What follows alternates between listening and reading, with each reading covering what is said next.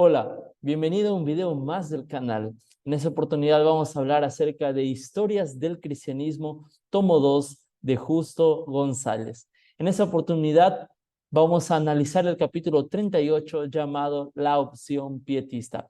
Vamos a hacer a continuación un paneo general de todo lo que vamos a estudiar en esta oportunidad. Allí el pietismo luterano, Spener y Francke, Zinzendorf y los moravos, Juan Wesley y el metodismo, y alguna información extra también acerca de este mapa mental. Bueno, a continuación vamos a estudiar acerca del pietismo. Bueno, uno de los fundadores de este movimiento es Felipe Jacob Spener. Este hombre nació en 1635 en la comunidad de Alsacia, que anteriormente era un territorio alemán, pero que posteriormente pasó a pertenecer a Francia. ¿Quién era este hombre? Bueno, este hombre tenía una convicción muy parecida a la de Lutero, ya que creía que la fe personal está por encima de la doctrina y sobre todo encima del dogma.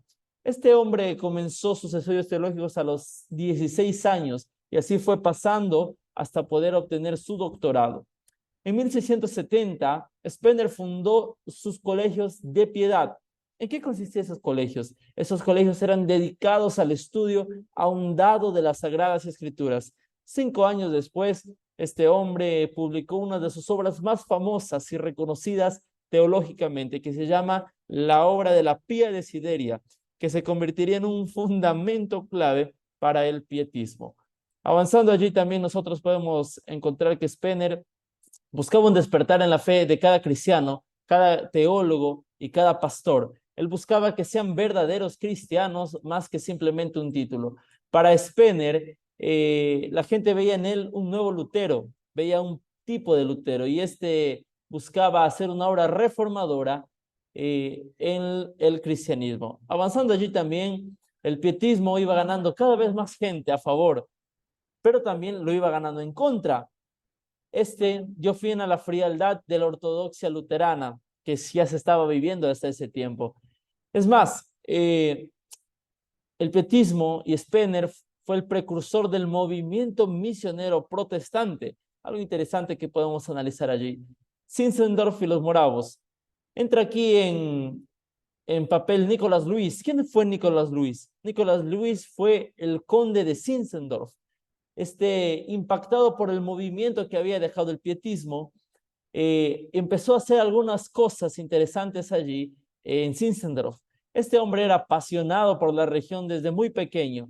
Es más, decía y él se alegaba que siempre estaba en constante comunión con Dios.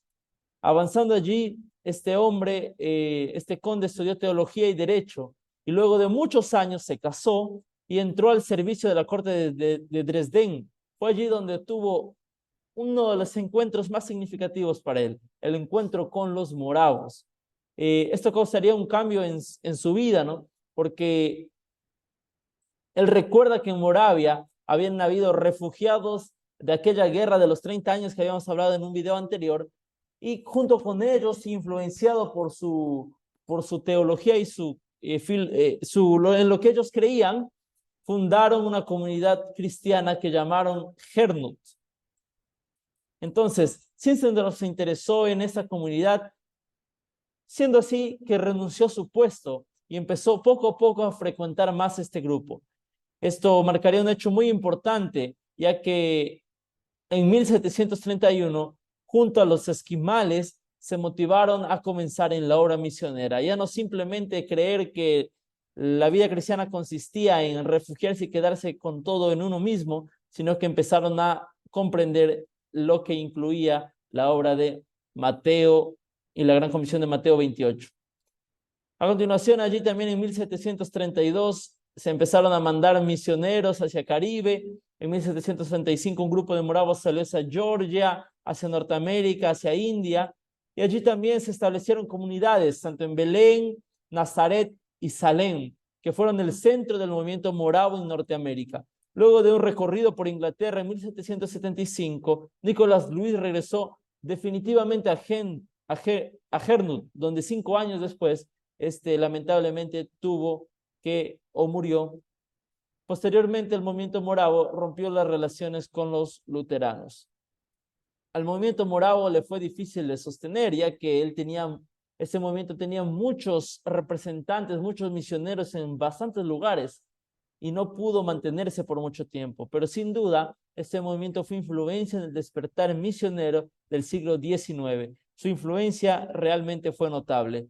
Avanzando allí también vamos a hablar un poco acerca de el metodismo y Juan Wesley. Es interesante porque en 1736 se lanza la primera tribulación de moravos hacia Georgia. Es interesante porque allí iba a bordo un joven sacerdote anglicano, el cual el gobernador lo había invitado para que pueda servir como pastor. Mientras iba avanzando en el viaje, el bote sufrió algunos averíos y hubo allí algunos problemas. Dentro de esto, este joven sacerdote confesó que no le interesaba la vida del resto, sino que le interesaba salvar solamente su vida y que estaba interesado en eso. Aquel pastor que hasta ese momento había considerado un buen pastor, empezó a tener dudas existenciales acerca de su obra en el ministerio pastoral. Es más, buscó consejos de alguien más de la tribulación, donde tuvieron muchos diálogos, donde luego de bastante conversación con la tripulación, logró solucionar aquellos problemas de la fe que él tenía. Logró confirmar su llamado pastoral. ¿Quién era este joven? Ese joven era Juan Wesley, así es. Y es así como el principio de su obra fue influenciado por este encuentro que tuvo con los moravos. Wesley había llegado a la conclusión de que debía dejar de ser pastor, pero Wesley sentía que tenía la verdadera fe, sentía que no tenía aquella verdadera fe que salva. Pero en cierta ocasión, luego del diálogo y luego de que él tuvo la oportunidad de leer el prefacio a los romanos que Lutero había escrito, descubrió cuál era la voluntad y cuál debía ser la obra de Dios en su vida.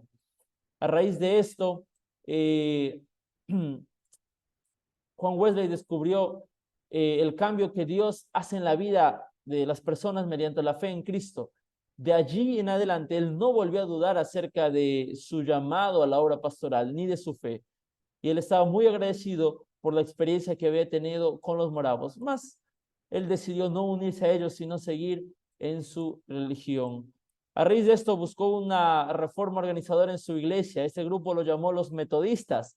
Este grupo poco a poco se fue extendiendo por Europa en los años 1750 a 1790.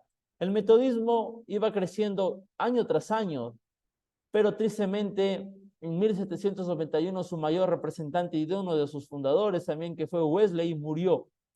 Y aunque este movimiento difería en bastantes cosas con los pietistas y con los moravos, porque al final no eran lo mismo, es interesante porque tenían mucha relación. Y es más, el metodismo se fundamentaba en muchas de las ideas que tenían los moravos y los pietistas. Teniendo así, también vamos a investigar algo más acerca de esto que acabamos de tocar. El pietismo comúnmente ha tenido críticas de santurronería. ¿Qué quiere decir esto? Que gente cree que los pietistas simplemente se hacen los santos, pero que no son santos. Esto no fue así, ya que los líderes que tuvo estos realmente se preocupaban por la santidad de las personas que profesaban esto. Viendo allí también un poco más acerca de esto, investigamos acerca de las variantes del pietismo. Y una de las variantes es el moravismo, el gernutismo y el metodismo. Cada uno de ellos tiene un énfasis distinto en la vida religiosa. Ahí puedes ver tú la cita de donde se sacó esta información. También, ¿quién fue un poco más acerca de Felipe Jacobo Spener? Bueno, nació en 1635 y murió en 1775. Él fue un teólogo luterano, alemán y uno de los fundadores del movimiento pietista. Su obra más importante fue La Pie Desideria. De igual manera, allí tienes tú la información acerca de esto. Para terminar, allí también un poco acerca del metodismo. El metodismo se caracteriza por su énfasis en la justificación por la fe, la santidad y la evangelización. Ahí también está la cita respectiva a esto. Muy bueno, queridos amigos, esto fue todo lo que pudimos analizar en esta oportunidad acerca de la opción pietista, capítulo 38 del libro Historia del Cristianismo, tomo 2 de Justo González. Te esperamos en una siguiente oportunidad, en un siguiente video. Reacciona, comparte allí y nos vemos. Bendiciones.